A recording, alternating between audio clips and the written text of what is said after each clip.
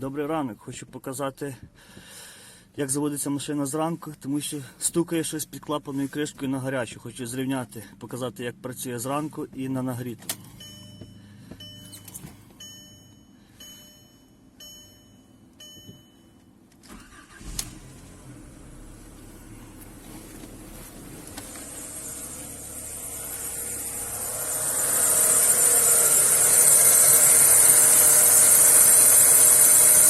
Нічого не стукає, там свистить трошки ремінь, це від вологи, вчора був дощ.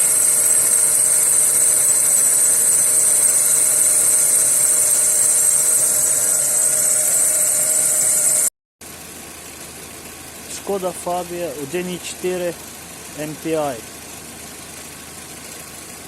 Двигун, коли прогрівається до робочої температури, починає клацати щось в районі клапаної кришки.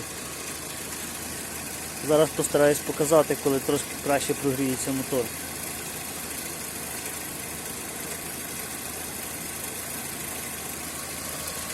Поки що працює нормально.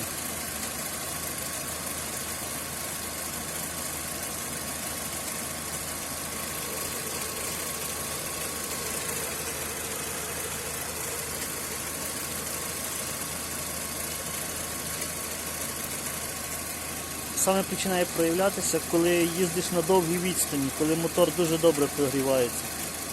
Таке враження, що стукає або гідрокомпенсатор, або клапан. Можливо, це розтягнутий цеп ГРМ, поки що не знаю. Отак воно стукає, коли нагріється.